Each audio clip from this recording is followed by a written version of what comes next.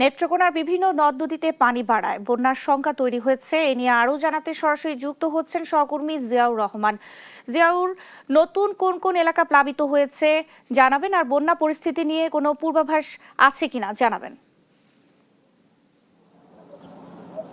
Nancy, আপনাকে আমি শুরুতেই যদি জানাই যে নেত্রকোনার যে বন্যা পরিস্থিতি, এটি আসলে নেত্রকোনা একটি হাওর জেলা। এই জেলায় কিন্তু এমনিতেই বর্ষাকালে প্রায় ৩ মাসেরও বেশি কিন্তু মানুষ পানিবন্দী থাকে। তো গত ২০ জুলাই যে ঘটনাটি ঘটেছে, যে ভারতের যে মেঘালয়, সেই মেঘালয় থেকে কিন্তু আকস্মিক পাহাড়ি ঢলের কারণে নেত্রকোনার যে একেবারে সীমান্তবর্তী দুটি উপজেলা আছে, একটি কলমাকান্দা আর একটি হচ্ছে দুর্গাপুর।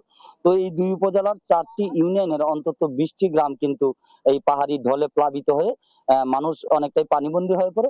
কিন্তু ২৪ ঘন্টার মধ্যেই কিন্তু আবার সেই পানি কিন্তু নেমে যাওয়ার ফলে যে বিষয়টি হয়েছে, যে নেত্রকোনার ওই ২০টি গ্রামীণ যে রাস্তাঘাট, কৃষকদের আমন ধানের বীজতলা ক্ষতিগ্রস্ত হয়েছে এবং ব্যাপক ক্ষতিগ্রস্ত হয়েছে রাস্তাঘাটের।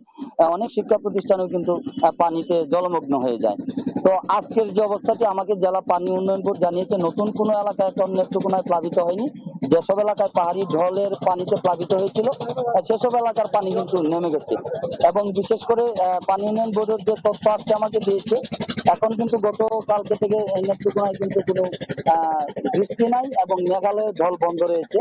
এর ফলে যে কি হয়েছে, নেত্রকোনায় এখন সবচেয়ে বড় সমস্যা হিসেবে দেখা দিয়েছে এই যে ক্ষতিগ্রস্ত রাস্তাঘাট, এই রাস্তাঘাট কিন্তু যান চলাচল বন্ধ রয়েছে।